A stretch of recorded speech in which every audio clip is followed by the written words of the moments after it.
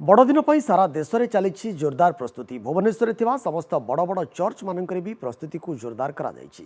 केशरी छक निकट union church रे बड़दिन उपलक्षे रखा स्वतंत्र कार्यक्रम संगीत परिवेषण पाखु आरंभ कर साजसजा सह प्रभु वार्ता को जनसमाज को पास्टर माने प्रदान करेंगे। सुख शांति रे समस्ते जीवन यापन करंतु बोली बड़दिन में यूनियन चर्च मुख्य उद्देश्य बोली कहते चर्च मुख्य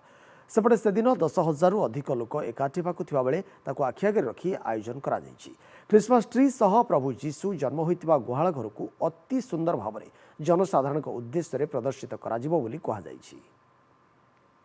क्राइस्ट यूनियन चर्च दीर्घ दिन धरी यही प्रस्तुति आम मैंने करूँ प्राय गोटे मार्च पूर्वर आम प्रस्तुति करूँ एवं विभिन्न प्रकार आनंद भाव में विभिन्न प्रकार प्रोग्राम करूँ विभिन्न प्रकार कार्यक्रम करूँ कारण यह गोटे विशेष कार्यक्रम आम जीवन पाए एक्चुअली बाजी आम प्रतिवर्ष आम मीडिया पर्सनल मान सहित मिसिक आम क्रिसमस पर्व पालन करूँ कारण जीशुख्रीष्ट समस्त आसते जीशुख्रीष्ट केवल ख्रीस्टियन मान निमंत आसी नथिले तेणु आम चाहिलु जे आमर चतुर्थ स्तंभ